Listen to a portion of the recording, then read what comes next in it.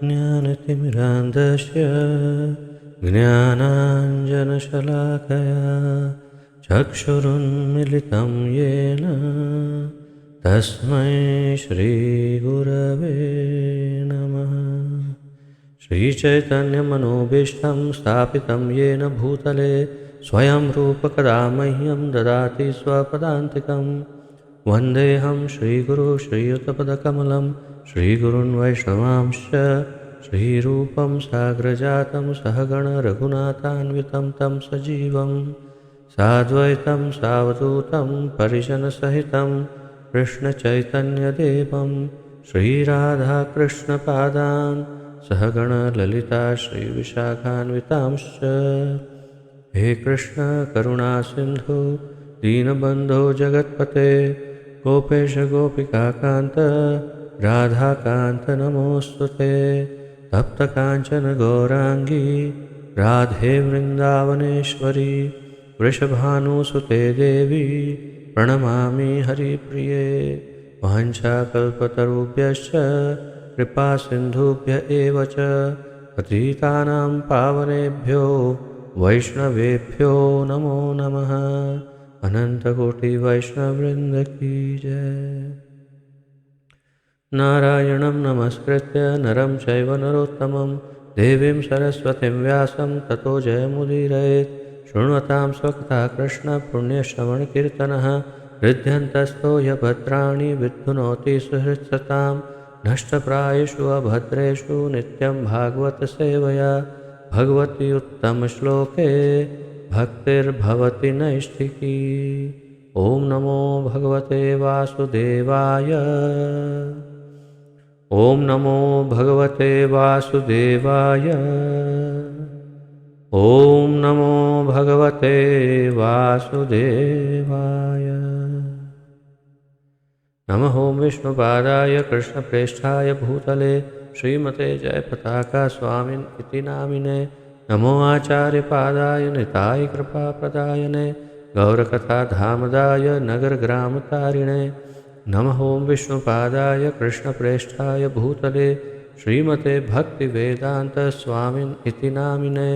नमस्ते सारस्वते देवे गौरवाणी प्रचारिणे निर्विशेषशून्यवादी पाश्चात्यदेशतारिणे। जय श्री कृष्ण चैतन्य प्रभु नित्यानंद श्री अद्वैत गदाधर श्रीवासादि गौर भक्तवृंद। हरे कृष्ण कृष्ण कृष्ण हरे हरे हरे राम राम राम हरे हरे। हरे कृष्ण कृष्ण कृष्ण हरे हरे हरे राम राम राम हरे हरे। हरे कृष्ण कृष्ण कृष्ण हरे हरे हरे राम राम राम हरे हरे।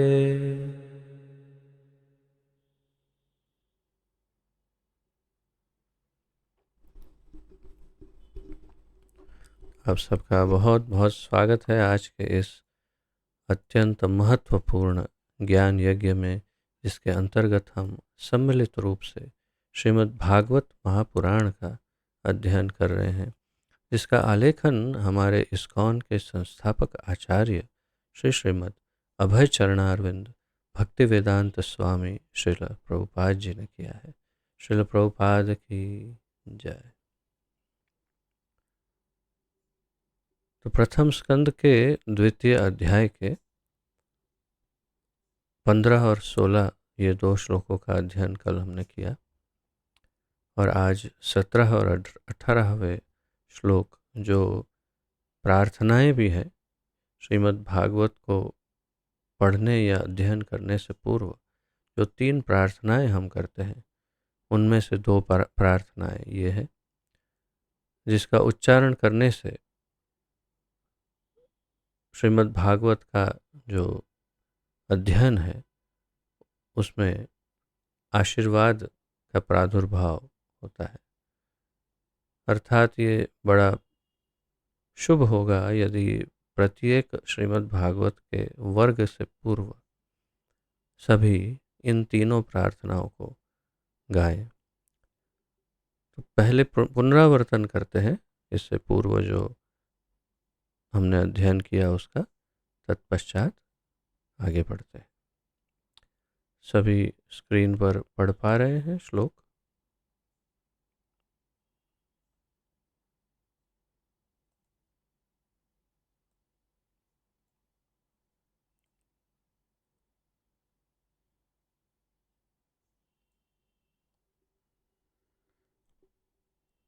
तो 15वें श्लोक में सूत गोस्वामी कहते हैं, हाथ में तलवार लिए बुद्धिमान मनुष्य भगवान का स्मरण करते हुए कर्म की बंधी हुई ग्रंथि गांठ को काट देते हैं। अतएव ऐसा कौन होगा जो उनके संदेश की ओर ध्यान नहीं देगा? तो यहाँ पर यह स्पष्ट हो रहा है इस श्लोक में कि भगवान के स्मरण, उनकी लीलाओं के, विशेष रूप से भगवान की लीलाओं के स्मरण के द्वारा कोई भी व्यक्ति, वास्तव में जो बुद्धिमान है वही ये कार्य करेंगे। अपने कर्म बंधन की जो गांठ है, उन सभी गांठों को क्रम के अनुसार, क्रमेणैव प्रलीयेत, तो क्रम के अनुसार उसका छेदन या भेदन कर पाएंगे और फिर मुक्त हो जाएंगे। अतएव ऐसा कौन होगा जो उनके भगवान के ऐसे मधुर संदेश को नहीं सुनना चाहेगा, जिससे अपने कर्मों का बंधन छूट सके। आगे सूत गोस्वामी 16वें श्लोक में कहते हैं, हे द्विज, जो भक्त समस्त पापों से पूर्ण रूप से मुक्त है, उनकी सेवा करने से महान सेवा हो जाती है। महत सेवया, ऐसी सेवा से वासुदेव की कथा सुनने के प्रति लगाव उत्पन्न होता है। आज फिर एक बार भगवान के भक्तों के संग की और उनकी सेवा की महिमा आज फिर हम 18वें श्लोक में सुनेंगे। तो तात्पर्य यह है कि अगर भगवान महत्वपूर्ण है, भगवान की कथा महत्वपूर्ण है, तो उनके भक्त भी अत्यंत और उनके समान ही महत्वपूर्ण है। और बल्कि कल हमने देखा कि महादेव बता रहे हैं कि उनसे भी अधिक महत्वपूर्ण भक्त हैं, भगवान से भी अधिक। तो यहाँ पर यही कह रहे हैं कि भगवान की कथा सुनने की जो रुचि है वो उत्पन्न होती है महत सेवया से, भगवान के भक्तों की सेवा करने से भगवान की कथा में रुचि उत्पन्न हो सकती है। आज का श्लोक, उसका उच्चारण और अवश्य ही, निश्चय ही आप सब इसे और इसके अगले श्लोक को भी कंठस्थ कर सकते हैं और प्रतिदिन अपनी प्रार्थनाओं में शामिल कर सकते हैं इसे भागवत के अध्ययन के दौरान। और अब आज ये भी देखेंगे कि भागवत प्रतिदिन पढ़नी चाहिए या सुननी चाहिए श्रीमद् भागवत कथा, या फिर कभी कभी या 7 दिन तक, वो सब इसमें स्पष्ट हो जाएगा। तो वैसे तो मैं इसका उच्चारण कर ही चुका हूँ प्रार्थना में, लेकिन फिर से दोहराते हैं।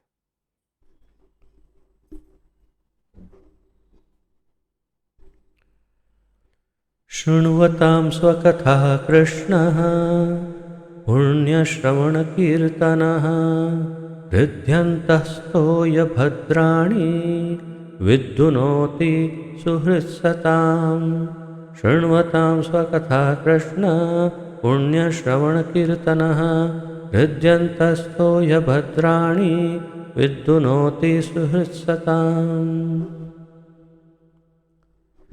शृण्वतां स्वकथाः कृष्णः पुण्यश्रवणकीर्तनः हृद्यन्तः स्थो ह्य अभद्राणि विधुनोति सुहृत्सताम्।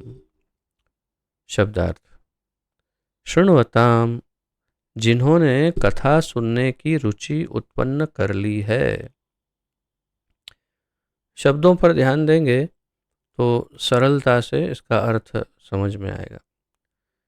शृण्वताम यानी जिन्होंने कथा सुनने की रुचि उत्पन्न कर ली है, जिनके अंदर वो रुचि जागृत हो गई है कथा सुनने के लिए। इसका इस शब्द जो शृण्वताम शब्द है, इसका अर्थ हम तात्पर्य की चर्चा में आगे देखेंगे कि कहाँ कहाँ इसका प्रयोग प्रभुपाद जी कर रहे हैं। तो शृण्वताम का अर्थ स्पष्ट करिए। वो भक्त जिन्होंने भगवान की कथा सुनने में रुचि को उत्पन्न कर लिया है। अब इसका एक और अर्थ हम समझ सकते हैं कि हो सकता है रुचि ना हो, लेकिन धीरे धीरे धीरे रुचि उत्पन्न कर ली हो, क्योंकि जानते हैं इसका महत्व, इसीलिए रुचि को उत्पन्न कर लिया है। जैसे उदाहरण के रूप में कि कुछ कुछ लोगों को दूध जो है उसका स्वाद अच्छा नहीं लगता, पसंद नहीं है, दूध पसंद नहीं है, परंतु जानते हैं कि ये दूध जो है वो अमृत तुल्य है और बहुत ही लाभकारी है। तो फिर अच्छा नहीं लगता, लेकिन उसके अंदर कुछ डाल करके, कुछ मिला करके, किसी भी तरह से दूध प्रतिदिन पीने की आदत डाल दी है, और उस प्रकार फिर धीरे धीरे धीरे उन्हें अच्छा भी लगने लगता है। तो ये है शृण्वताम का उदाहरण, एक प्रकार से कि कथा में रुचि हो न हो, उत्पन्न कर ली है कथा में रुचि। स्वकथा कथा अपनी वाणी, स्वकथा यानी अपनी वाणी, कृष्ण भगवान। प्रभुपाद जी कृष्ण शब्द का अनुवाद करते हैं भगवान। पुण्य, पुण्य यानी पावन या पुण्य, आप पुण्य शब्द का अर्थ सभी जानते हैं। सत्कर्म या अच्छे कार्य या पावनकारी कार्य। श्रवण, सुनना, बड़ा सामान्य शब्द है श्रवण यानी सुनना। कीर्तन, कीर्तन करना, सीधा सीधा अर्थ है कीर्तन यानी कीर्तन करना।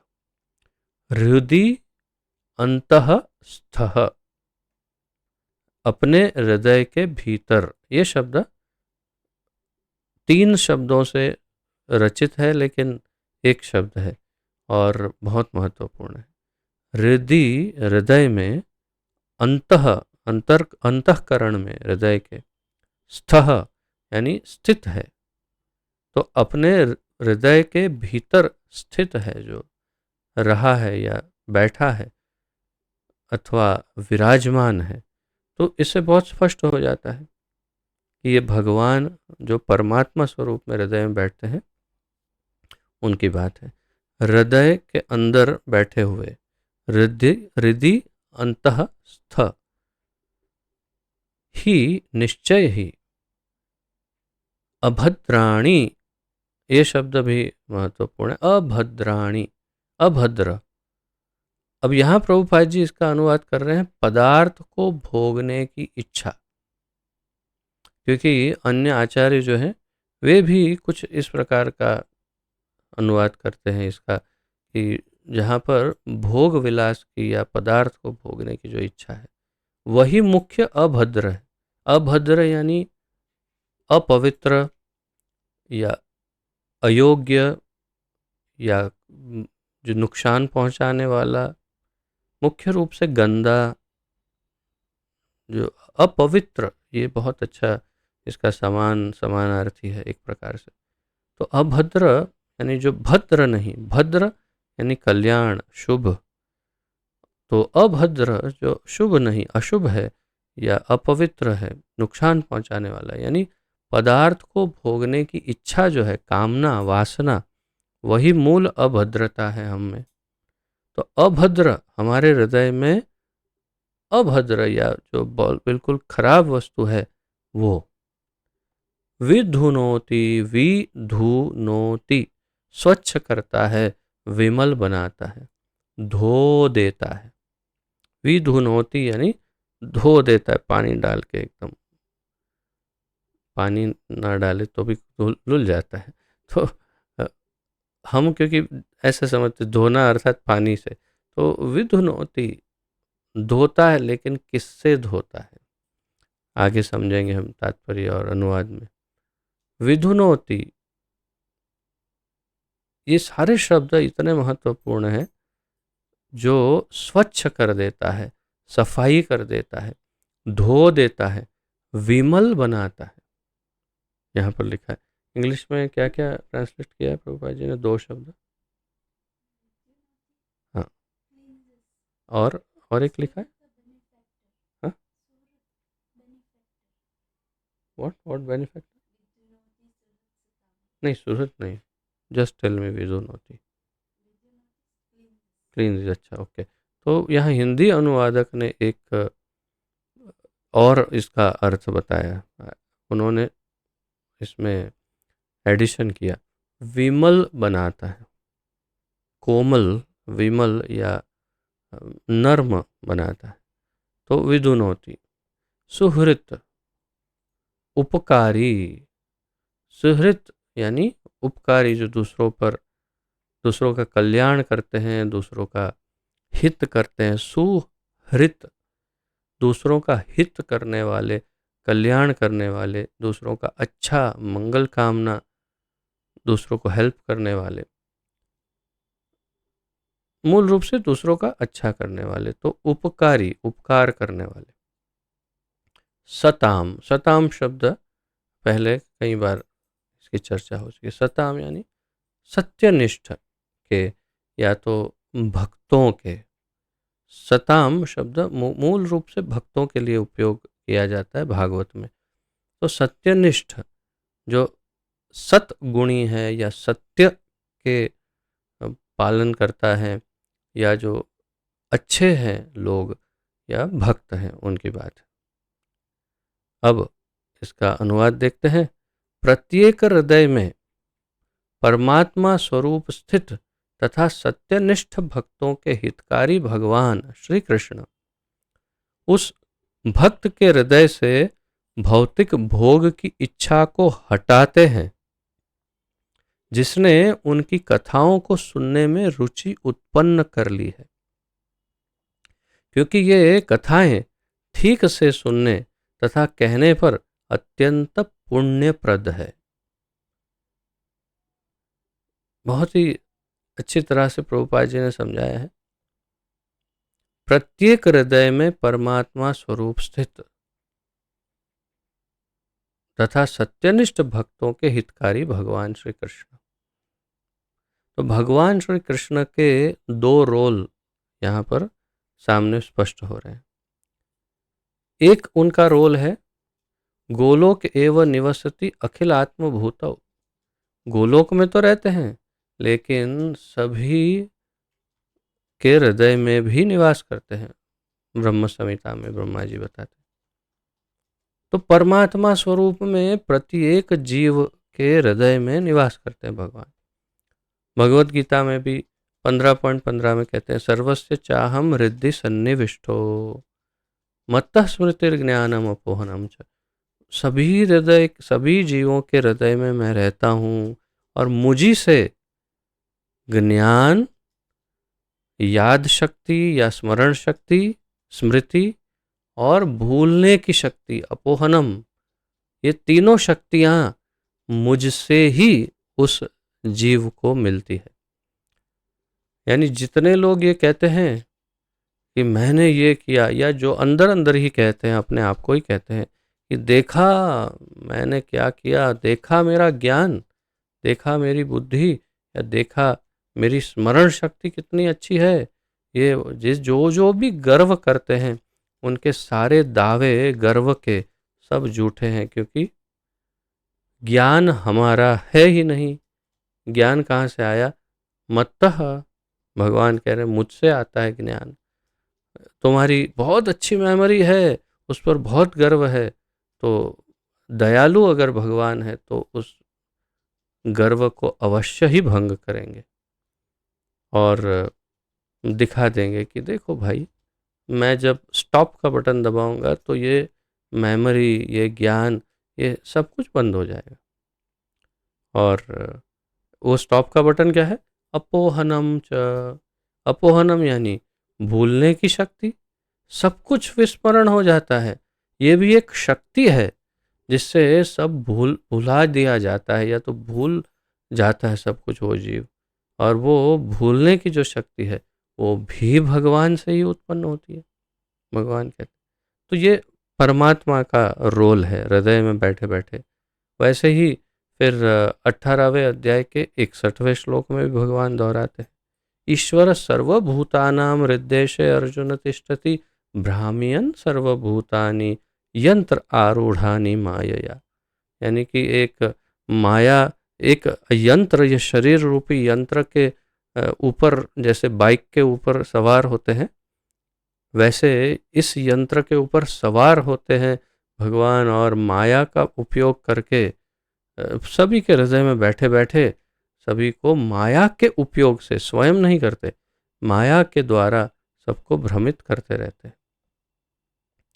तो ईश्वर सर्वभूतानां हृद्देशे अर्जुन तिष्ठति, सभी के हृदय में ईश्वर निवास करते हैं और वो उनका नाम है परमात्मा। और फिर स्पष्ट करते हैं 13वें अध्याय के भगवद गीता के 23वें श्लोक में स्पष्ट करते, उपद्रष्टा अनुमंता भर्ता भोक्ता महेश्वर परमात्मेति चाप्युक्तो देहेस्मिन पुरुषः परः। यानी कि जिन्हें परमात्मा, परमात्मा च अपि उक्तः, उन्हें परमात्मा उक्त कहा जाता है। किन्हें? जो हर एक के हृदय के अंदर निवास करते हैं। क्या करते हैं ये बैठे बैठे वहाँ? उपद्रष्टा, ऊपर से देखते रहते हैं, किसी भी एक्टिविटी में भाग नहीं लेते। उपद्रष्टा, सिर्फ देखते हैं कैसे चल रहा है, क्या चल रहा है। अनुमंता, कभी कोई अनुमति मांगता है तो बोलते हैं ठीक है जाओ करो। उपद्रष्टा अनुमंता भरता, उसको जो जो कुछ कमी है उस जीव की, वो कमियों को पूरा करने का कार्य भी हृदय में बैठे हुए परमात्मा करते हैं। उपद्रष्टा अनुमंता भरता, भरता शब्द बहुत विशेष है। प्रभुपाद जी अनुवाद करते हैं उसको जो भी कमियां हैं उसको पूरी करने वाला स्वामी, स्वामी या मास्टर प्रभुपाद जी कहते हैं। मास्टर यानी जो स्वामी होता है वो उनकी कमियों को पूरी करता है। तो भर्ता, भोक्ता, और अंततोगत्वा हम जो भी कर रहे हैं उसके मूल भोक्ता हम नहीं है जीवात्मा, उसके वास्तविक भोक्ता भगवान है। और अधिक कहें तो जो गंदी चीज़ें हैं उनका उनसे कोई लेना देना नहीं, लेकिन जो शुद्ध है उन सब के भोक्ता भगवान है। और वो कहाँ है? सबके हृदय में। और उनका नाम क्या है? परमात्मा। ऐसे कई श्लोक हैं जिससे इस अनेक श्लोकों से ये सिद्ध होता है कि भगवान हृदय में बैठते हैं। और यहाँ मैंने जैसे कहा कृष्ण के दो रोल बताए कि परमात्मा स्वरूप में सबके हृदय में निवास करते हैं तथा सत्यनिष्ठ भक्तों के हितकारी भी है। तो जो सत्यनिष्ठ भक्त हैं और उन्हें यहाँ पर क्या कहा? पुण्य, पावन, जो और सुहृत या सताम, सताम विशेष रूप से सताम यानी सत्यनिष्ठ भक्त, सताम। तो ऐसे जो अच्छे भक्त हैं, जो शुद्ध भक्त हैं, जो सत्यनिष्ठ भक्त हैं, उनका कल्याण करते हैं, उनका हित करते हैं भगवान। भगवद गीता में भी स्पष्ट कर दिया कि समोहम सर्वभूतेषु न मे द्वेष्योस्ति न प्रियः। परंतु दूसरी लाइन में कहते हैं फिर कि ये भजन्ति तु माम भक्त्या मयि ते तेषु च अप्यहम्। लेकिन जो मेरे भक्त हैं उनके हृदय में मैं रहता हूँ, मेरे हृदय में वो रहते हैं। यानी कि हम हमेशा एक दूसरे का चिंतन करते हैं और मैं हमेशा उनका विशेष ध्यान रखता हूँ। यानी कि अपने भक्तों के हितकारी हैं भगवान। उस भक्त के हृदय से भौतिक भोग की इच्छा को हटाते हैं।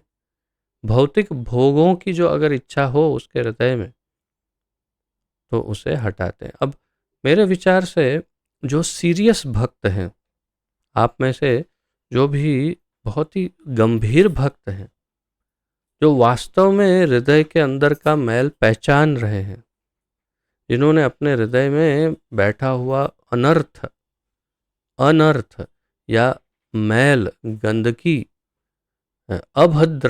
अभद्रता को पहचाना है और चाहते हैं कि वो निकल जाए हृदय में से, उनके लिए ये बड़ा विशेष है।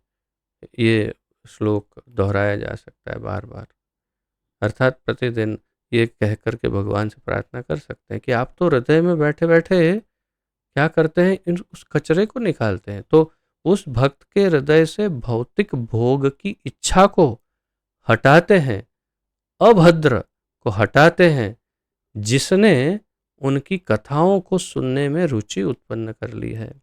तो शृण्वताम, जो शृण्वताम है, जिन्होंने उनकी कथा को सुनने में रुचि उत्पन्न कर ली है, इंटरेस्ट उत्पन्न कर लिया है, उनकी बात कर रहे हैं और कह रहे हैं कि उनके हृदय से। अब आप अपने आप को पूछ सकते हैं, क्या आपने भगवान की कथा सुनने में रुचि को उत्पन्न कर लिया है या रुचि आ गई है, प्राप्त हो गई है? अगर नहीं तो अब कर सकते हैं प्रैक्टिस के द्वारा धीरे धीरे रुचि उत्पन्न। और भगवान का ये स्वभाव है कि उनके भक्तों, ऐसे भक्तों के हृदय में बैठे बैठे उस मैल को हटाते हैं।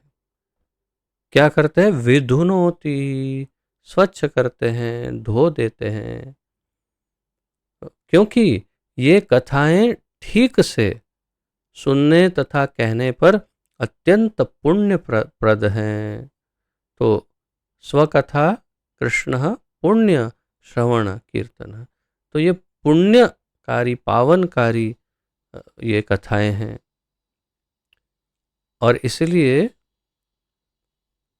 इसके दो अर्थ हैं कि ये जो पावनकारी कथाएं जो सुनता है, उनके हृदय के भगवान जागृत होकर उनका हृदय साफ कर देते हैं। और ये कथाएं स्वयं ही इतनी पावनकारी है कि ये सब कुछ पवित्र करते हैं, शुद्ध करते हैं। और दूसरा ये भी है कि जो शुद्ध भक्त हैं, जो कथा के प्रति आसक्त हैं भगवान की, उनके हृदय में बैठे हुए परमात्मा एक्टिव हो जाते हैं। एक्टिव, पैसिव, एक्टिव यानी सक्रिय हो जाते हैं, निष्क्रिय होते हैं, सक्रिय हो जाते हैं। निष्क्रिय परमात्मा सक्रिय होकर के अब कार्यरत हो जाते हैं, धोने का कार्य करते हैं, सफाई कर्मी की तरह साफ करते हैं। क्या साफ करते हैं?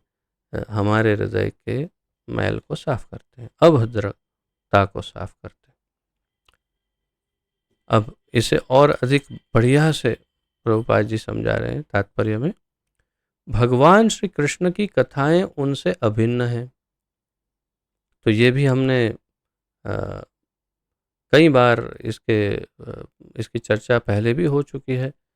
ये भागवत, श्रीमद् भागवत जो है, भगवान का वांग्मय स्वरूप कहा जाता है, यानी उनकी वाणी के रूप में उनका अवतार, भगवान का अवतार लेकिन वाणी के रूप में। अतएव जब भी अपराध रहित होकर भगवान के बारे में श्रवण तथा उनका गुणगान किया जाता है, तो यह समझना चाहिए कि वहाँ पर भगवान कृष्ण दिव्य शब्द के रूप में उपस्थित हैं, जो साक्षात भगवान के ही समान शक्तिमान हैं। तो कथा जो है वो शब्द है, और शब्द जो है वो स्वयं भगवान के ही स्वरूप है। भगवान के, यानी भगवान की कथा या उनका नाम, ये दोनों शब्द जो है, शब्द रूप में भगवान। तो अतः जब भी अपराध रहित होकर, प्रभुपाद जी ने स्पष्ट किया कि यदि आप पाप करते हैं, पापाचार, पापाचरण करते हैं या अपराध करते हैं, और फिर भी कथा सुनते हैं या कहते हैं या अध्ययन करते हैं, तो इसका कोई विशेष लाभ नहीं मिलेगा। इसलिए आप अपराध रहित होकर, वैष्णव अपराध, नाम अपराध, धाम अपराध, ये सब अपराधों से मुक्त होकर के भगवान के बारे में श्रवण तथा उनका गुणगान जब कहते हैं, पुण्य श्रवण कीर्तन, श्रवण कीर्तन, तो भगवान के नाम का गुणगान या उनकी कथा का गुणगान या श्रवण, तो यह समझना चाहिए कि वहाँ पर भगवान कृष्ण दिव्य शब्द के रूप में उपस्थित होते हैं, जो साक्षात भगवान के ही समान शक्तिमान है। भगवान के समान शक्तिमान उनका शाब्दिक अवतार। चैतन्य चरितामृत में आदि लीला में 17.22 में 17.22 में आदि लीला में कहा गया है चैतन्य चरितामृत में, कली काले नाम रूपे कृष्ण अवतार, नाम हयते हय सर्व जगत निस्तार। कली काले नाम रूपे कृष्ण अवतार, कलयुग में नाम के रूप में कृष्ण अवतरित होते हैं, और नाम हयते हय सर्व जगत निस्तार। अगर नाम है भगवान का तभी ये पूरे जगत का तारण हो पाएगा, अन्यथा नहीं हो पाएगा। तो भागवत भी उनका नाम या शाब्दिक अवतार ही है, वांग्मय स्वरूप। यहाँ पर अब श्री चैतन्य महाप्रभु के शिक्षाष्टक से प्रभुपाद जी उदाहरण दे रहे हैं। श्री चैतन्य महाप्रभु अपने शिक्षाष्टक में स्पष्ट रूप से घोषित करते हैं कि भगवान के पवित्र नाम में भगवान की सारी शक्तियां निहित हैं, और उन्होंने अपने असंख्य नामों को वही शक्ति प्रदान की है। शिक्षाष्टक जो अष्टक लिखा है महाप्रभु ने, उसकी दूसरी पंक्ति या दूसरा श्लोक है, नाम कार्य बहुधा निज सर्वशक्ति तत्रार्पित नियमित स्मरणे न कालः। तो नाम कार्य बहुधा निज सर्वशक्ति तत्र अर्पित, आपने अपनी जितनी अनंत शक्तियां हैं वो सारी शक्तियां अपने अनंत नामों के अंदर भर दी है। भगवान आपने अपनी सभी शक्तियों को अपने सभी नामों में भर दिया है। तो भगवान के सभी नाम अत्यंत शक्ति संपन्न हैं, चैतन्य महाप्रभु कहते हैं। इसके लिए कोई समय अवधि निश्चित नहीं है।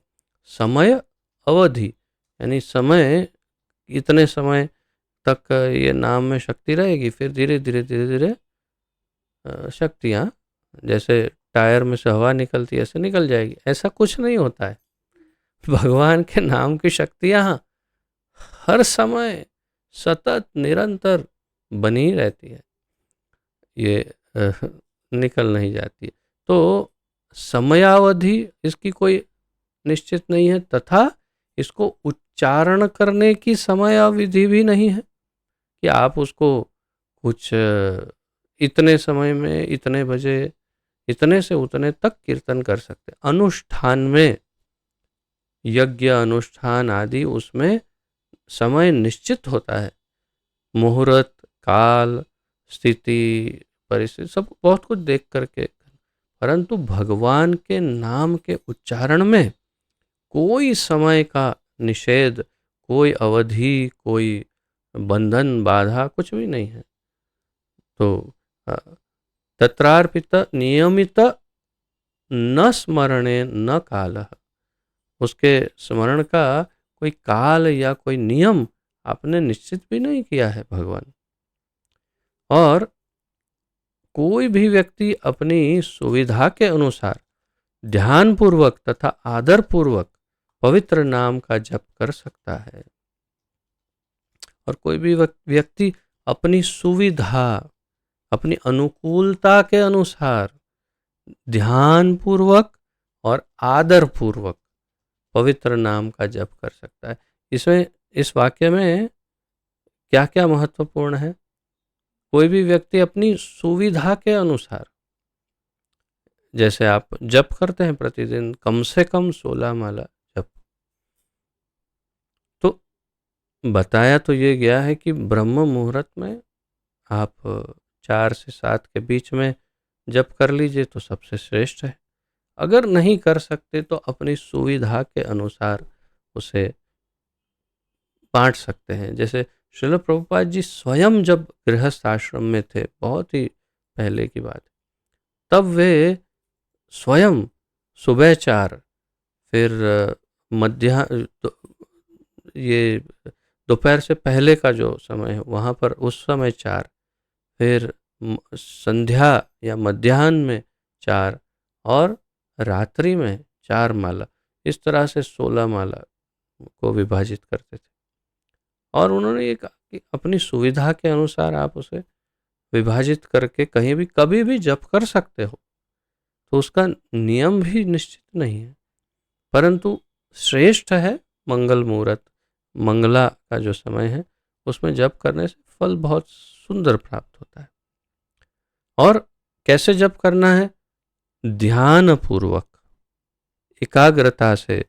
प्रभुपाद जी ने जो 10 नाम अपराध बताए, उसमें 11वां अपराध उन्होंने बताया विशेष, कि ध्यान पूर्वक जप न करना भी एक अपराध है, प्रभुपाद जी कहते हैं।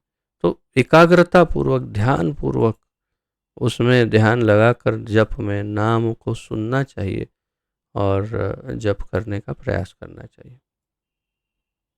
तथा आदर पूर्वक, नाम प्रभु है स्वयं, भगवान में और उनके नाम में कोई अंतर नहीं है। आगे जब प्रभुपाद जी बताएंगे मैं आपको वो श्लोक भी बताऊंगा जिसमें स्पष्ट रूप से कहा है कि भगवान, पद्म पुराण का श्लोक, अभिन्नत्वान नाम नामिनो, भगवान और उनके नाम में कोई अंतर नहीं है। तो ऐसे स्वयं भगवान रूपी नाम में आदर कितना होना चाहिए। आप हरे कृष्ण बोलते हैं तो आप भगवान का संग कर रहे हैं, तो फिर उनके लिए आदर कितना होना चाहिए। तो आदर पूर्वक, ध्यान पूर्वक और अपनी सुविधा के अनुसार जप कर सकता है कोई भी। इसे थोड़ा सा अच्छा पॉइंट है।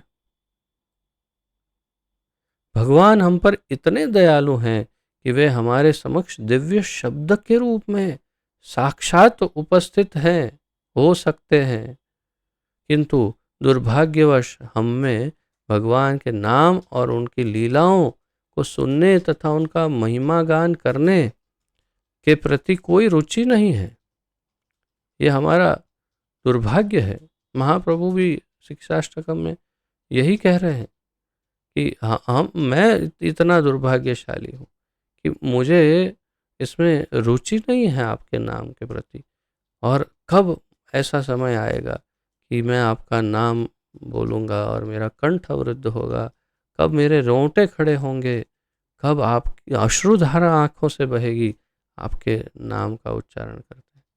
नयनम गलद अश्रुधारया वदनम गदगद अवरुद्धया गिरा पुलकैर निचितम वपु कदा कदा तव नाम ग्रहणे भविष्यति। कब ऐसा होगा कि आपका नाम ले करके मेरे साथ ये सब होगा। तो सत्य है कि हम, महाप्रभु तो स्वयं भगवान हैं, हमारे लिए कह रहे हैं, लेकिन भगवान हम पर इतने दयालु हैं कि वे हमारे समक्ष दिव्य शब्द के रूप में साक्षात उपस्थित हो सकते हैं, किंतु हम दुर्भाग्यशाली हैं, किंतु दुर्भाग्यवश हम में भगवान के नाम और उनकी लीलाओं को सुनने तथा उनका महिमा गान करने, यानी दूसरों को बताने भगवान की लीलाओं, उनकी शक्तियों के विषय में, उनके गुणों के विषय में के प्रति कोई रुचि नहीं है हमारी। तो यहाँ पर यही इस बात को प्रभुपाद जी वर्णित कर रहे हैं कि हमारे समक्ष शब्द के रूप में साक्षात उपस्थित हैं भगवान। जैसे मैंने आपको बताया चैतन्य चरितामृत के नाम रूपे कृष्ण अवतार, और पद्म पुराण का चैतन्य चरितामृत मध्य लीला 17.133 में ये श्लोक का उल्लेख है जो पद्म पुराण का है। नाम चिंतामणि कृष्ण पुण्य श्रवण कीर्तन हृदयंतस्थो य भद्राणी। ओ क्षमा करिए, नाम चिंतामणि कृष्ण पुण्य नाम चिंतामणि कृष्ण चैतन्य रस विग्रह, देखिए ऐसे हो जाता है। चैतन्य रस विग्रह नाम चिंतामणि कृष्ण। चिंतामणि पत्थर है जो टच करो और सोना बना देता है, या तो शुद्ध। तो नाम चिंतामणि कृष्ण जैसे मुख में लिया शुद्ध हो गए तुरंत। चैतन्य रस विग्रह बिल्कुल एकदम चेतना से युक्त है, संपूर्ण चेतना से युक्त। और रस विग्रह बहुत ही आनंद प्रदान करने वाला, आनंद से भरपूर, रस से भरपूर ऐसा नाम है। और पूर्ण शुद्ध हो, अपने आप में ही संपूर्ण शुद्ध है। उसको लेते ही हम शुद्ध हो जाते हैं अशुद्ध अवस्था से। और अभिन्नत्वान नाम नामिनो, पूर्ण शुद्ध हो, नित्य मुक्त हो। नित्य मुक्त भी है वो, स्वयं बंधन में कभी नहीं आता है। नाम बंधन में नहीं आते नाम प्रभु स्वयं भगवान है, और स्वयं हमेशा मुक्त रहते, स्वराट। और अभिन्नत्वान, अलग नहीं है, भिन्न नहीं है। क्या? नाम नामिनो, कृष्ण और उनका नाम अलग नहीं, दोनों सेम है, एक ही है नाम और उनका स्वरूप दोनों। तो भगवान शब्द के रूप में साक्षात उपस्थित हो सकते हैं हम हमारे सामने, लेकिन हम कितने दुर्भाग्यशाली हैं कि हम में ऐसी कोई रुचि नहीं है उनके प्रति। हम पहले ही पवित्र शब्द के श्रवण तथा कीर्तन के प्रति रुचि उत्पन्न करने के विषय में बता चुके हैं। प्रभुपाद जी कह रहे पहले ये चर्चा कर चुके हैं। इसे भगवान के शुद्ध भक्त की सेवा करके प्राप्त किया जा सकता है। तो इसे कैसे प्राप्त किया जा सकता है? जो हमने इसे पूर्व के श्लोक में देखा कि भगवान की कथा में रुचि कैसे उत्पन्न हो सकती है। विश्वक्सेन कथासु यह, उस भगवान की कथा के प्रति रुचि कैसे उत्पन्न हो सकती है? तो इससे पूर्व के श्लोकों में बताया कि भगवान के शुद्ध भक्तों की सेवा, महत सेवा, महान भक्तों की सेवा करके वो रुचि उत्पन्न हो जाएगी भगवान की सेवा करने की, भगवान की कथा सुनने की। और उनके शब्द में, नाम में, भगवान के नाम में श्रद्धा उत्पन्न होगी, रस उत्पन्न होगा। जब जप करेंगे, कीर्तन करेंगे तो रस का आस्वादन कर पाएंगे। तो महत्वपूर्ण क्या हुआ फिर? महत्वपूर्ण हुआ महत सेवया, यानी भगवान के भक्तों की। अगले श्लोक में 18 में इसी बात का निरूपण होगा कि भगवान के भक्तों की सेवा जो है उससे ये सब कुछ अपने आप उत्पन्न हो सकता है। अगर आप अपने आप नहीं कर पा रहे हैं तो भगवान की सेवा करिए भक्तों की, और ये उत्पन्न हो जाएगा।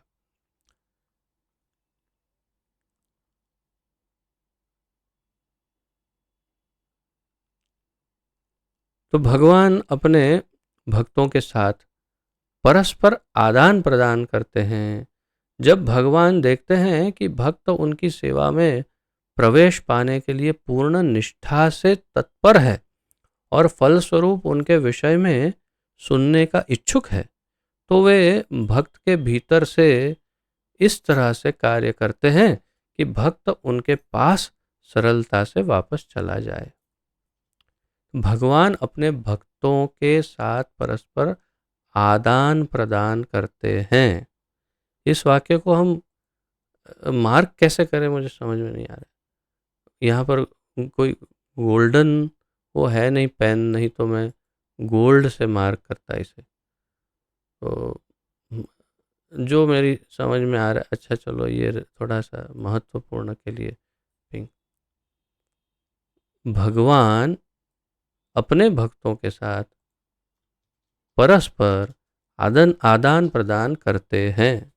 आप लोग इसका अनुभव कर किए हुए हो, ऐसा भी हो सकता है, समझ नहीं पाए हो कि भगवान ने कैसे आदान प्रदान किया, यही ज़्यादा से ज़्यादा संभव है।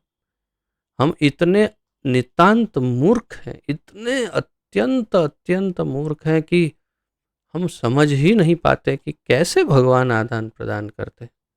भगवान हृदय में बैठे हैं, 1 to 1, 1 to 1 यानी एक से एक परस्पर, आपके लिए, अकेले के लिए एक भगवान आपके हृदय में बैठे हैं, तो क्या आदान प्रदान नहीं करेंगे? आदान प्रदान कर सकते हैं। एक तो वो विधि पता होनी चाहिए कि कैसे उनसे आदान प्रदान किया जाए। जिसे चैत्य गुरु का भी नाम दिया जाता है। तो हमारे 2 गुरु महाराज, एक दीक्षा गुरु महाराज और एक चैत्य गुरु महाराज, और फिर अन्य शिक्षा गुरु महाराज भी बहुत सारे हैं लेकिन चैत्य गुरु महाराज हृदय में बैठे हैं, वो आपसे आदान प्रदान कर सकते हैं, उसकी विधि पता होनी चाहिए।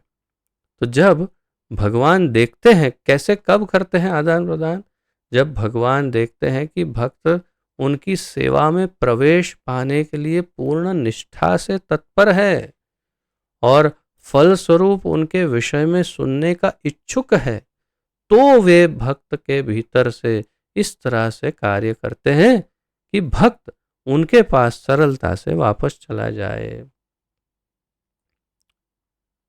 निश्चय ही ये बड़ा महत्वपूर्ण है।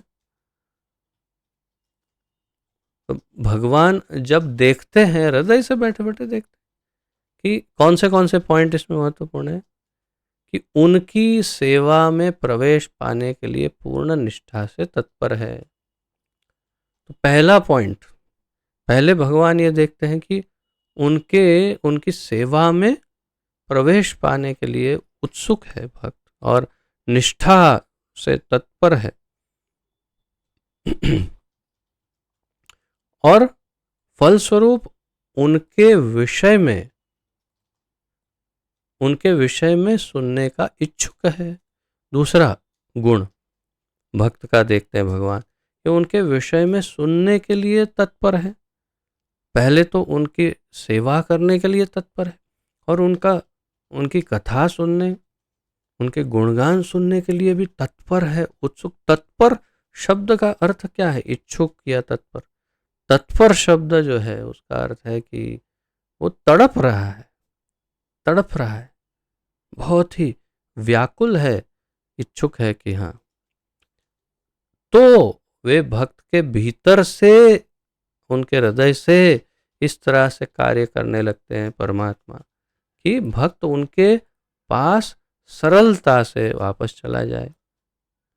श्रीमद् भगवद गीता के 10वें अध्याय के जो चतुश्लोकी भगवद गीता है, जैसे चतुश्लोकी भागवत है वैसे ही चतुश्लोकी भगवद गीता है, अर्थात भगवद गीता के 4 सबसे अधिक महत्वपूर्ण श्लोक।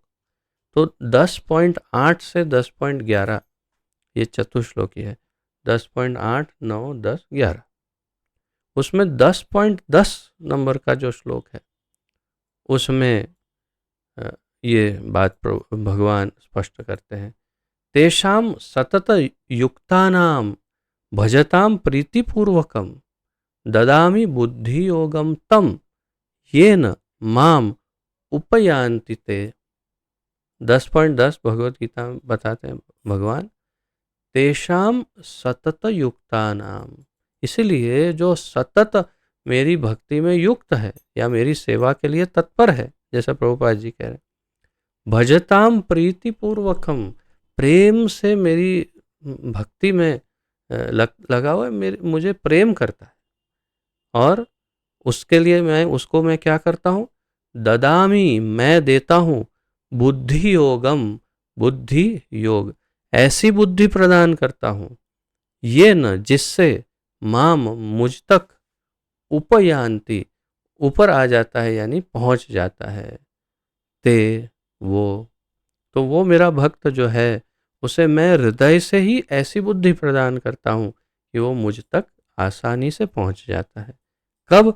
जब मैं देखता हूँ कि सतत युक्ता नाम वो मेरी सेवा में नियुक्त हो चुका है और मेरा मुझे प्रेम करने लगा है, मेरी प्रेमा भक्ति जागृत हो गई है तब। भगवान हमारी अपेक्षा अधिक उत्सुक हैं कि हम उनके पास वापस जाएं। ये बहुत बड़ा वाक्य है, बहुत ही विशिष्ट वाक्य है ये। भगवान हमारी अपेक्षा यानी हम हमारी तुलना, दोनों उत्सुक है, दो प्रेमी हैं, पर एक पुरुष एक स्त्री, दो प्रेमी हैं। अब कोई एक थोड़ा कम उत्सुक होता है, होते तो हैं दोनों, लेकिन एक बहुत अधिक अधीर होता है और उस प्रेमिका के आसपास मंडराता ही रहता है, या तो उसके घर के पास या जहाँ वो कार्य करती है प्रेमिका, या जो जहाँ जाती है वहाँ वहाँ पीछे पीछे पीछे पीछे घूमता रहता है, थोड़ा मंडराता है उसको। प्रेमिका को अच्छा लगता है, लेकिन वो उतनी उत्सुक नहीं। तो दोनों में कौन अधिक उत्सुक है मिलने के लिए? आपको आश्चर्य होगा, प्रभुपाद जी कह रहे हैं भगवान हमसे अधिक उत्सुक हैं हम उनके पास वापस जाएं। भगवान हमसे अधिक प्रेम करते हैं। उन्होंने ये सिद्ध किया है, हमारे हृदय में परमात्मा स्वरूप में बैठकर सिद्ध कर दिया कि वे हमसे अधिक उत्सुक हैं हमसे मिलने के लिए। श्वेताश्वतर उपनिषद, मुंडक उपनिषद में श्लोक है, समाने वृक्षे पुरुषौ निमग्नौ इत्यादि। उसमें उस श्लोक में बताया है कि भगवान एक हृदय को एक डाली बताया और आत्मा और परमात्मा को दो पक्षी बताया, और कहा कि जो परमात्मा रूपी पक्षी है वो आत्मा रूपी पक्षी के सामने देखता रहता है कि ये क्या कर रहा है, और आत्मा रूपी पक्षी अपना दाना पानी फल आदि चुनने के लिए इधर उधर मुंह मारता रहता है बाहर, और परमात्मा रूपी पक्षी सब कुछ लेकर अंदर ही बैठा है तैयार और इंतजार करता है कब ये मूर्ख जीवात्मा पक्षी मेरी तरफ देखेगा और मैं ये सब कुछ उसे दे दूंगा, ये सब तो रेडी है मेरे पास है। तो इंतजार परमात्मा करते हैं, वे ज़्यादा उत्सुक है हमसे मिलने के लिए, लेकिन हम मूर्ख हैं। किंतु हम में से अधिकांश भगवान के धाम में वापस नहीं जाना चाहते। हम सब ऐसे मूर्ख हैं जो भगवान के धाम जाना ही नहीं चाहते, सोचते भी नहीं कि, और सोचते कि वहाँ होगा क्या ऐसा, वहाँ ऐसा क्या होगा, क्या वहाँ पर मोबाइल होगा, क्या वहाँ पर व्हाट्सएप होगा, नहीं होगा तो फिर मज़ा क्या आएगा, खाली खेती बाड़ी करने का, गाय चराने का, क्या करने का उधर। यानी हम इस हद तक के मूर्ख हैं कि हम समझ ही नहीं पाते कि भगवान पास जाने का फायदा क्या है। केवल कुछ ही ऐसे हैं जो भगवान के पास वापस जाना चाहते हैं, तो तेषाम सतत युक्ता नाम, तो वो ऐसे जो हैं उनके लिए ददामि बुद्धि योगम तम। तो किंतु जो कोई भी भगवत धाम में वापस जाना चाहता है, श्री कृष्ण सब तरह से उसकी सहायता करते हैं। भगवान हर तरह से उसकी सहायता करते हैं। ददामि बुद्धि योगम तम ये न माम उपयांति ते, मैं बुद्धि योग देता हूँ। उतना ही नहीं, आगे के 11वें श्लोक में 10.11 में भगवान क्या कहते हैं, तेषाम एवानुकंपार्थम अहम ज्ञानजम तमह नाशयामि आत्मभावस्तो ज्ञानदीपेन भास्वता। अगले श्लोक में 10.11 में क्या कहते हैं, तेषाम एवानुकंपार्थम, इसके ऊपर मैं उस जीव पर ऐसी अनुकंपा करता हूँ, ऐसी विशेष कृपा करता हूँ, जब देखता हूँ उसका भी इंटरेस्ट है तो उसके ऊपर विशेष कृपा अनुकंपा करके, अनुकंपा शब्द बहुत सुंदर है, उस पर अनुकंपा मर्सी दया करके मैं उसे क्या करता हूँ, उसके हृदय में जो इसी जैसे यहाँ पर कहा कि अभद्राणी विधुनोति, हृदय में जो अभद्र है उसे धो देता हूँ, वही बात इसमें कहते हैं भगवान क्या कह रहे हैं कि अज्ञानजम तमः, जो उसके हृदय में अज्ञान रूपी अंधकार है, नाशयामी, मैं नाश करता हूँ। तो जो भक्त है उसके हृदय में जो अंधकार रूपी, अज्ञान रूपी अंधकार है, उसका मैं नाश करता हूँ। यानी वह ज्ञान देते हैं, भगवान हृदय से ही ज्ञान देते हैं। और फिर आत्मभावस्थ, आत्मभावस्थो, यानी मैं उसके हृदय में ही तो निवास करता हूँ, वहाँ से बैठे बैठे ही ये सारा कार्य करता हूँ। और ज्ञान दीपेन, कैसे उस अंधकार का नाश करता हूँ? ज्ञान दीपेन भास्वता, यानी कि उस ज्ञान रूपी दीपक से उस अंधकार का विनाश करता हूँ। तो वो ज्ञान कौन? ददामि बुद्धि योगा, मैं वो ज्ञान उसे प्रदान करता हूँ हृदय में बैठे बैठे। तो परमात्मा का रोल भक्तों के जीवन में कितना विशेष है, उस पर ध्यान दीजिए। परमात्मा का रोल बड़ा विशेष है, हृदय में बैठे बैठे सब हेल्प करते हैं भक्तों को।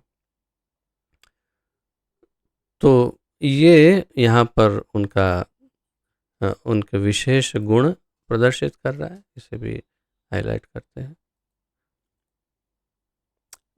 कोई तब तक भगवान के धाम में प्रविष्ट नहीं हो सकता जब तक कि वह समस्त प्रकार के पापों से मुक्त न हो जाए। भगवान के धाम में कौन प्रविष्ट हो सकता है? जो सब प्रकार के पापों से मुक्त हो जाता।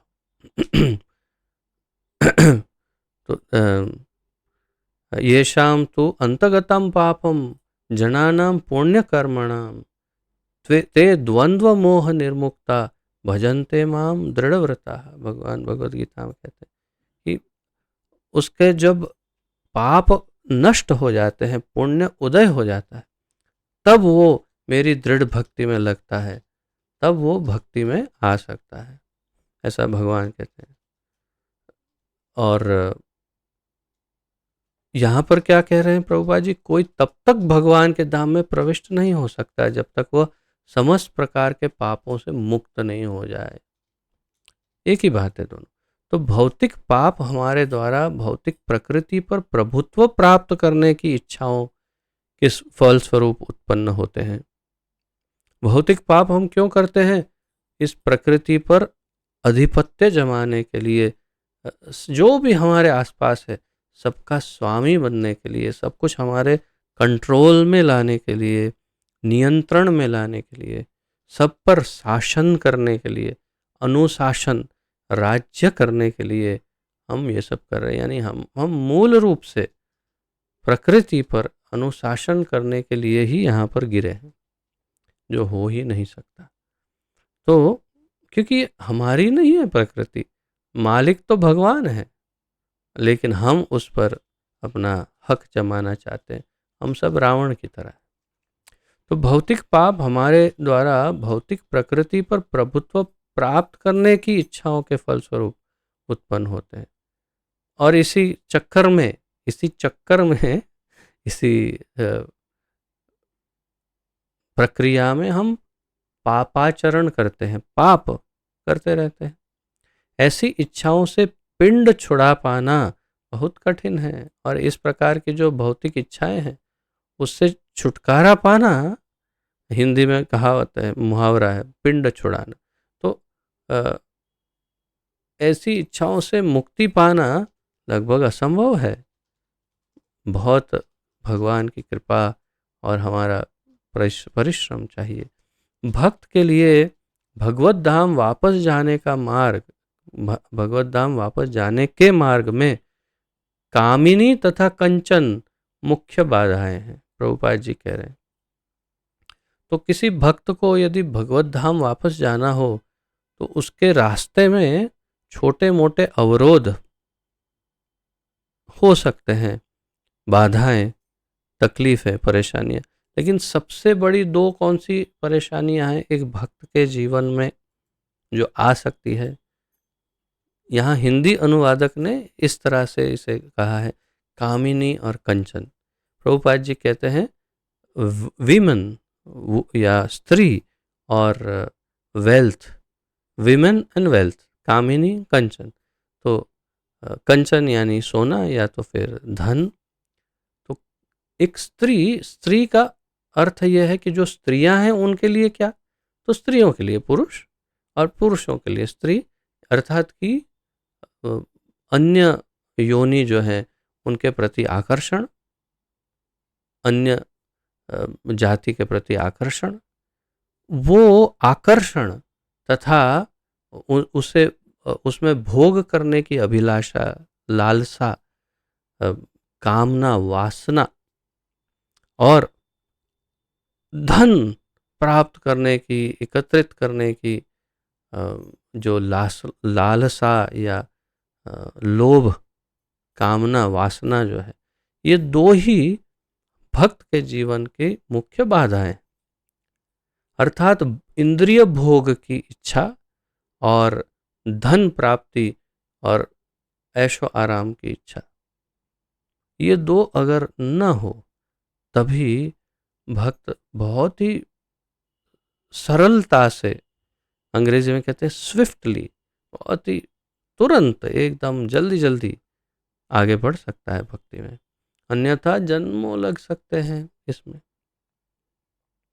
इसीलिए हमारे 6 गोस्वामी लगभग सभी के सभी अत्यंत धनिक और अत्यंत ज्ञानी, अत्यंत उन्नत ऐसे जीव थे जिनके पास इतना धन, इतने प्रतिष्ठित, जैसे कोई महामंत्री, कोई प्रधानमंत्री, कोई वित्त मंत्री, कोई अत्यंत धनवान जमींदार के पुत्र, ऐसे ऐसे ये सब अत्यंत धनवान और विद्वान, ऐसे ये सारे गोस्वामी जब व्रज में आए तो कोपिन कंथाश्रितौ, जो षड गोस्वामी अष्टक है उसमें आप सुनेंगे, उसमें लिखा है कोपिन कंथाश्रितौ, यानी कोपिन और कंथ यानी कंतान जिसे कहते हैं, या तो जूट जिसे कहते हैं, जूट के आप वस्त्र पहनते होंगे, लेकिन जिससे वो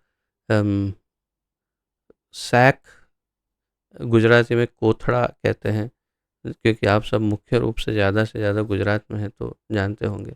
कंतान, तो वो कंतान जो कपड़ा जो है जूट, उसके वस्त्र बनाकर या तो उससे उसका उपयोग करते थे सोने के लिए, ओढ़ने के लिए, और पहनते थे एक ही वस्त्र कौपीन, यानी कि लंगोट जिसे कहते हैं, बस एक सिंपल लंगोट, और बाकी अन्य कार्यों के लिए कंथा, यानी ऐसे बिल्कुल जो तुच्छ है ऐसा कपड़ा उपयोग।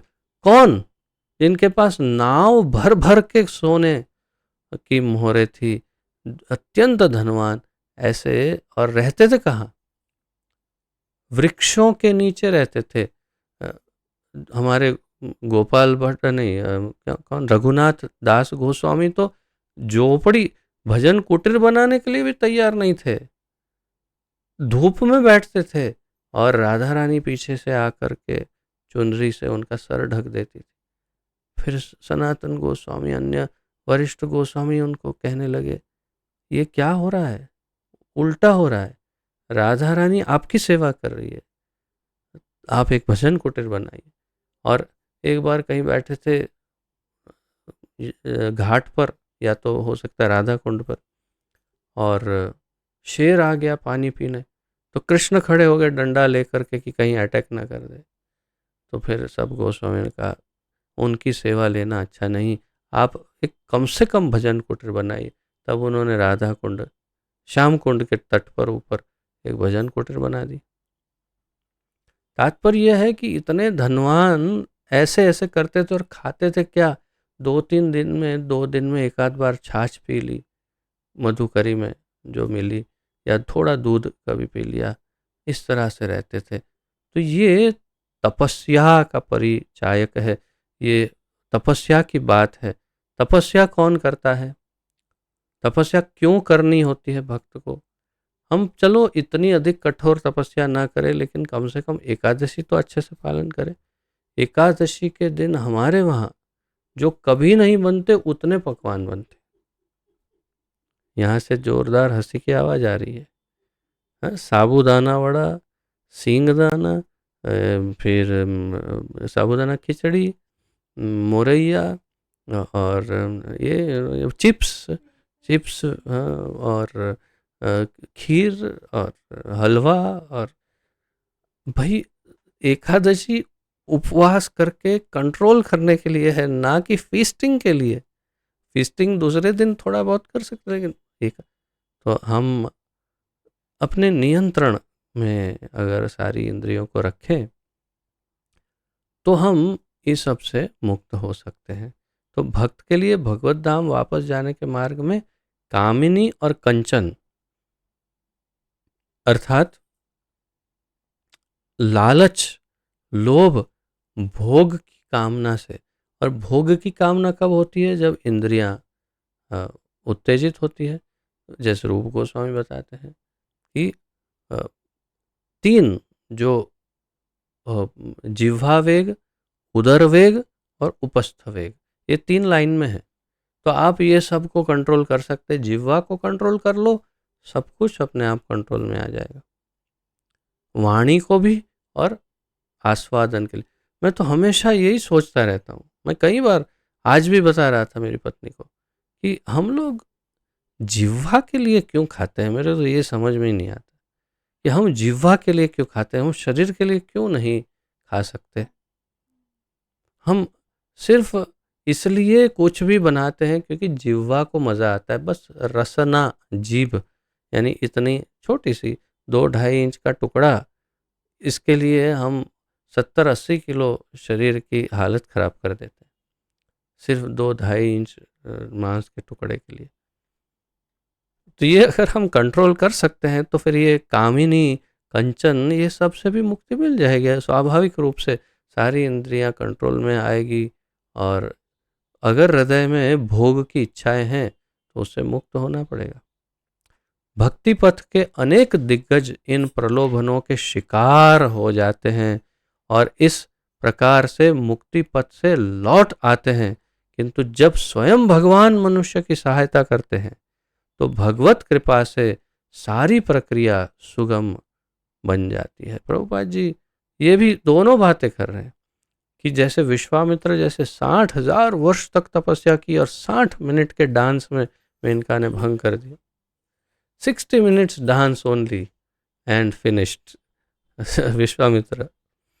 कहने का तात्पर्य क्या है कि आप चाहे कितने बड़े बड़े दिग्गज हो लेकिन शिकार हो जाते हैं। लेकिन यदि भगवान सहायता करे तो ठाकुर हरिदास, नामाचार्य हरिदास ठाकुर की तरह कैसी भी परीक्षा पार कर जाते हैं। कोई भी आ जाए सामने, हिलते नहीं। तो भगवान की सहायता के लिए शरणागत हो करके जीव को और भगवान के भक्तों की सेवा, महत सेवया, ये करना होगा, तब ये हो पाएगा। यहाँ पर और इसी बात को आगे बढ़ाते हैं प्रभुपाद जी। तो इसे थोड़ा मार्क कर लेते हैं। भक्त के भगवत धाम जाने में ये दो मुख्य बाधाएं हैं, इसे हम हाईलाइट। और कामिनी तथा कंचन के संसर्ग में आकर अशांत होना कोई आश्चर्य की बात नहीं है, क्योंकि प्रत्येक जीव लंबे समय से व्यावहारिक दृष्टि से कहे तो अनादिकाल से ऐसी वस्तुओं से जुड़ा रहा है और इस बेगानी प्रकृति से छुटकारा पाने में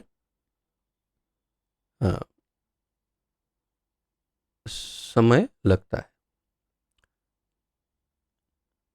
प्रभुपाद जी कह रहे हैं कि समझ सकते हैं हम, इतना सरल तो नहीं है। क्यों क्यों सरल नहीं है?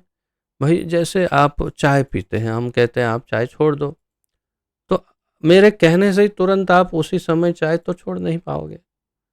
क्यों नहीं छोड़ पा रहे? क्योंकि पिछले 25, 30, 40 सालों से चाय पी रहे। अब कैसे इतना एक दिन में छूट जाएगी चाय? तो उसके लिए प्रयास और प्रैक्टिस, बार बार प्रयास करते रहने से धीरे धीरे धीरे हो जाए। अब ये कामिनी और कंचन का जो लोभ है, यानी कि काम वासनाएं, इंद्रिय भोग, ये सब, और मेरा धन, ये मेरा एकत्रित करने, ये दो कामनाएं हम कब से हमारी चालू है? इस जन्म में, इससे पहले, इसके पहले, उससे पहले, शायद पशु जीवन में। हाँ, पशु जीवन में भी, चाहे कुत्ता हो, बिल्ली हो या कुछ भी हो, भोग करने की कामना, और ये मेरा एरिया है, मेरा एरिया है। ये सब कामनाएं अनादि काल से, प्रभुपाद जी कह रहे हैं अनादि काल से, यानी कि कोई इसका मेजरमेंट नहीं है। कितने जन्मों से हम ये प्रैक्टिस कर रहे हैं, भोग की प्रैक्टिस और इकट्ठा करने की प्रैक्टिस। बिल्कुल भी सरल नहीं है इससे मुक्त होना, लेकिन भगवान की अगर विशेष कृपा होगी, अत्यंत हमारे हृदय में बैठे, पीछे पड़ जाना अंदर ही है, पीछे पड़ जाओ, अरे कृपा करो, दया करो, कृपा करो, तो अगर उनकी दया हो गई तो हम इससे मुक्त हो सकते हैं। लेकिन गुरु ने जिस तरह से निर्देशन दिया है, क्योंकि गुरु, चैत्य गुरु का प्रकट स्वरूप है वास्तव में, तो अंदर का चैत्य गुरु नहीं बोले तो बाहर गुरु महाराज तो बोलते हैं। तो बाहर जो गुरु हैं उनसे मशवरा करके इसे धीरे धीरे धीरे पद्धति सर, यानी कि सिस्टमेटिकली, स्ट्रेटेजिकली आप इससे मुक्त हो सकते हैं। किंतु यदि कोई भगवान के यश का श्रवण करने में जुट जाता है तो धीरे धीरे उसे अपनी असली स्थिति की अनुभूति हो जाती है। और यदि कोई भगवान के यश का श्रवण करने में, उनकी कथा का श्रवण करने में जुट जाता है तो धीरे धीरे धीरे उसे अपनी असली स्थिति की अनुभूति हो जाती है। अर्थात कि वो समझ जाता है कि मूल रूप से मैं जीवात्मा, भगवान का नित्य दास, उनका उनका पार्षद, उनका अंतरंग हूँ, उनकी सेवा के लिए ही निर्माण हुआ है मेरा, और मुझे ये भोग, सुख भोग छोड़ना है। उससे मुझे केवल भगवान की इंद्रियों को प्रसन्न करना है। ऋषि के न ऋषिकेश केश सेवनम, तो तब भगवान विशेष सहायता करने लगेंगे। देखेंगे कि हाँ ये वापस आ रहा है तो विशेष सहायता करेंगे। और वो कैसे होगा? भागवत के अध्ययन के द्वारा, श्रवण के द्वारा। श्रील विश्वनाथ चक्रवर्ती ठाकुर तथा स्वामी श्रीधर स्वामी जी, ये दोनों ही बहुत ही अल्प टीका दिए हैं इनकी, और सार रूप में यही बताया है कि भागवत के सेवन से और भक्त की सेवा से, भागवत के सेवन से और श्रवण से जो है हृदय में बैठे हुए परमात्मा एक्टिव हो जाते हैं और कचरा धो देते हैं। तो ये कचरा धोना, उसके लिए भागवत का श्रवण महत्वपूर्ण है। तो यहाँ पर इसे भी हम मार्क करते हैं।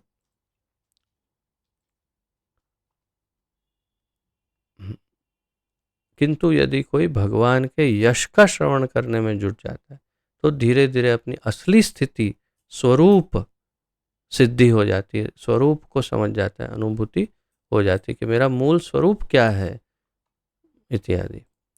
भगवत कृपा से ऐसे भक्त को प्रचुर शक्ति प्राप्त होती है जिससे वह विघ्नों से अपनी रक्षा कर सकता है और सारे अनर्थ उसके मस्तिष्क से क्रमशः दूर हो जाते हैं। बस ये सबसे महत्वपूर्ण बात है, यही सबसे महत्वपूर्ण बात है। भगवत कृपा से हृदय में बैठे बैठे ऐसे भक्त को प्रचुर शक्ति, बहुत सारी शक्ति मिल जाती है, भगवान शक्ति दे देते हैं उसे। और उससे क्या होगा? उसके जो भी विघ्न है, तकलीफें, दुख, प्रॉब्लम्स, परेशानियां, उससे अपने आप की रक्षा करने की शक्ति भगवान उसे देते हैं। और अनर्थ से जो अनर्थ है हृदय में बैठे हुए, जो मल है, जो कचरा है, जो अभद्रता है हृदय में बैठी हुई, उस कचरे को साफ करने का कार्य स्वयं भगवान करते हैं। वे स्वयं ही धोते हैं इस कचरे को, वो भी क्रमशः, धीरे धीरे, स्टेप बाय स्टेप। जैसे जैसे हम एडवांस होते हैं वैसे वैसे कचरा भगवान धोते रहते हैं। मुझे लगता है कि आज हम ये श्लोक, दूसरा श्लोक नहीं ले पाएंगे, काफ़ी समय हो चुका है, तो कोई बात नहीं, कल इस पर चर्चा करेंगे। इसमें विशेष रूप से महत सेवया, यानी भगवान के भक्तों की सेवा का अधिक इसमें महत्व दिया है इस श्लोक में, तो इसकी चर्चा कल करते हैं। आशा है ये आज का विषय एकदम स्पष्ट हो गया होगा। इसके अनुसंधान में यदि किसी का कोई प्रश्न, उत्कंठा, जिज्ञासा आदि हो तो प्रस्तुत कर सकते हैं। आपका स्वागत है।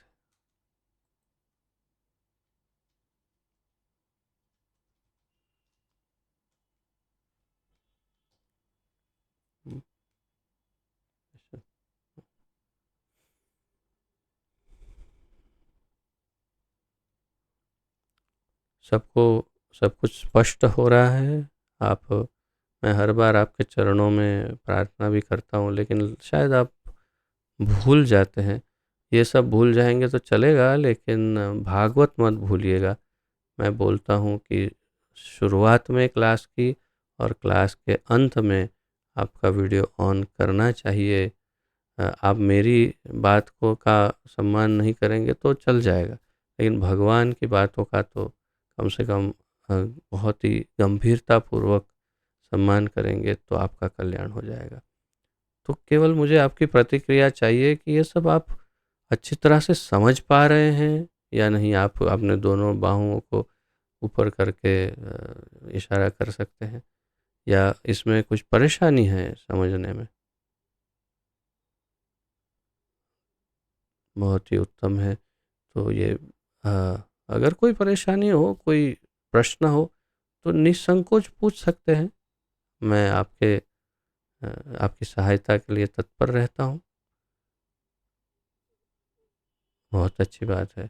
सनातन प्रभु, मैं पहले सीनियर भक्त को चांस दूंगा, तो द्वारका चैतन्य प्रभु। हरे कृष्णा प्रभु, दंडवत प्रणाम। दंडवत प्रणाम प्रभु जी। प्रभु जी, आपने एकादशी के बारे में बताया, तो अभी 31 को भी पांडवा एकादशी आ रही है, निर्जला, सब निर्जला करते हैं जी। तो मेरी वाइफ उसके बारे में थोड़ा जानना चाहती थी कि वो निर्जला क्यों करना चाहिए, तो थोड़ा इसके लिए थोड़ा क्यों इसमें करना प्रकाश चाहिए? डालें। निर्जला क्यों करनी चाहिए? निर्जला क्यों करनी चाहिए? प्रभुपाद जी कहते हैं एकादशी का अर्थ ही है निर्जला। एकादशी शब्द का ही अर्थ है निर्जला। एकादशी निर्जल ही होती है, उसमें जल नहीं पिया जाता। लेकिन अगर मान लो कि जल पीते हैं तो इसे पांडव निर्जला एकादशी या भीम अग्यारस जैसे गुजराती में कहते हैं, तो ये भीम की अग्यारस है। क्यों? उनकी एकादशी है। भगवान को जाकर के कहा भीमसेन ने कि मेरे पेट में एक एक्स्ट्रा अग्नि है, वृक वृक नाम की अग्नि, और जो मुझे शांत रहने ही नहीं देती है, मुझे खाना ही पड़ता है। तो वो वृकोदर, इसलिए उनको वृक उदर कहते हैं, जो जिनका पेट में वृक नाम की अग्नि। भगवान ने उनको स्पेशल परमिशन दी कि आप अन्य कोई एकादशी मत करो, लेकिन ये एक जो एकादशी है उस दिन आप जल भी नहीं पीना। आप पूरे उस दिन जल पिए बिना रहो और आपको बाकी सारी एकादशियों को पालन करने का फल मिल जाएगा। वास्तव में प्रति एकादशी में उसका जो महात्म्य है, जो उसकी कथा है, वो भी पढ़नी या सुननी चाहिए। वो भी बहुत महत्वपूर्ण है, लेकिन हम धीरे धीरे धीरे कालांतर में भूल गए हैं। अन्यथा वास्तव में उसकी कथा सुनने का बहुत महत्व है। अवश्य सुननी चाहिए उसकी कथा या पढ़नी चाहिए हर एकादशी में। तो पांडव निर्जला एकादशी की जो कथा है उसमें ये स्पष्ट कहा गया है कि जो भक्त अन्य एकादशियों को नहीं कर पाए हो, या उस दिन उनके व्रत टूट गए हो या कुछ गड़बड़ हो गई हो, तो वो अगर निर्जला एकादशी पूरी सफलता से कर ले तो उन्हें बाकी सारी एकादशियों को के पालन का फल मिल जाता है।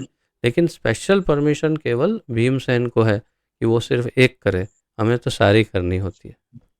और सभी बिल्कुल। सभी अ, निर्जला ही करनी चाहिए, नहीं हो तो जल पी के करनी चाहिए, वो भी नहीं हो तो दूध और फल लेकर करनी चाहिए, और फिर वो भी नहीं हो तो फिर जैसे मैंने जो आइटम बताई वो सारी बना बना के भी करनी चाहिए। लेकिन हाँ कृष्ण। जी, हरि बोल। हरे कृष्ण, धन्यवाद माता जी, अच्छा प्रश्न। तो सनातन प्रभु,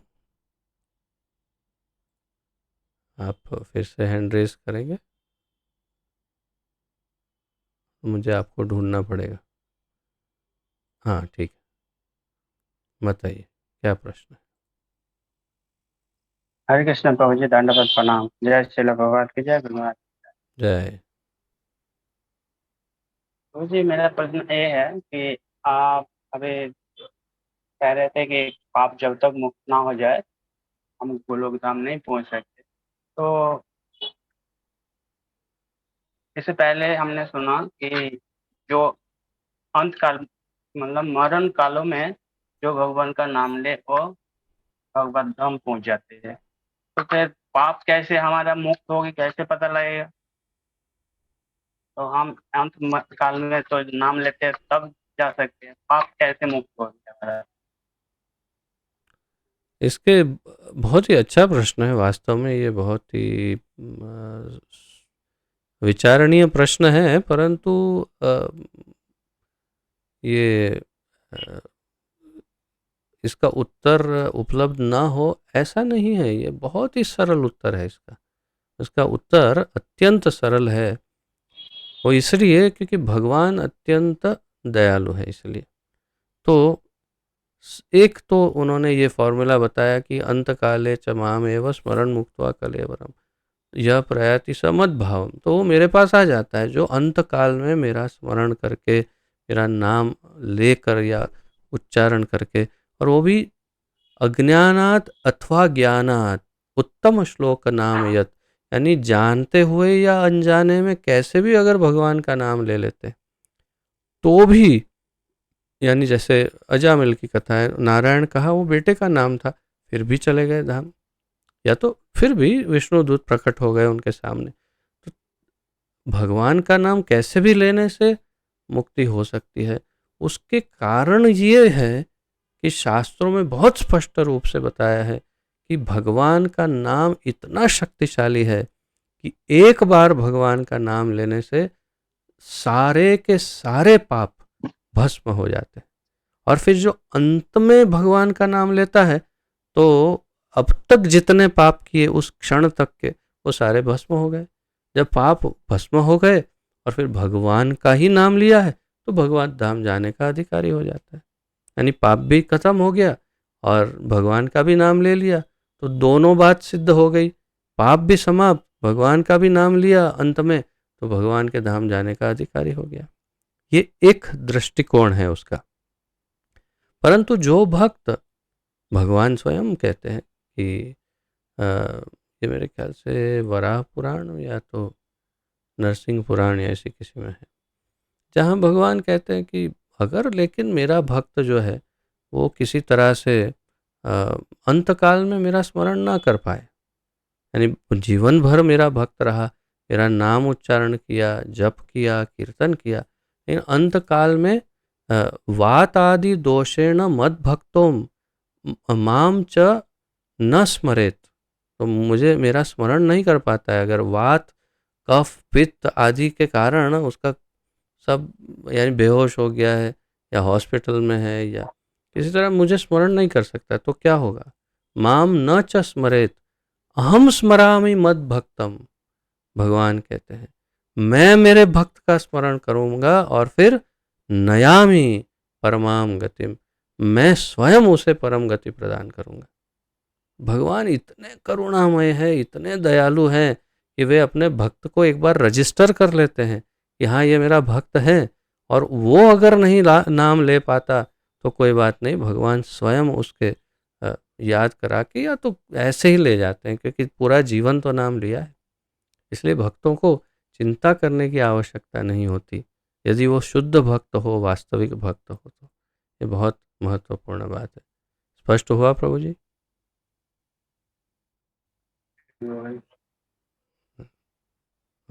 धन्यवाद। और कोई किसी का प्रश्न या उत्कंठा हो तो प्रस्तुत करिए, अन्यथा विराम लेते।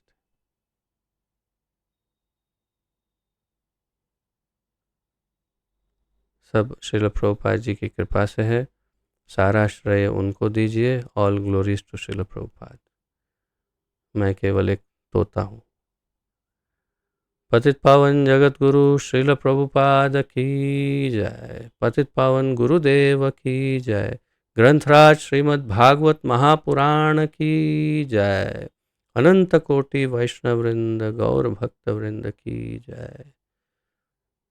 निताय गौर प्रेमानंदे हरि हरि बोल। वांछा कल्पतरुभ्यश्च कृपा सिंधुभ्य एव च पतितानां पावनेभ्यो वैष्णवेभ्यो नमो नमः। आप सभी को दंडवत प्रणाम। आप सबका बहुत बहुत धन्यवाद। हरे कृष्ण।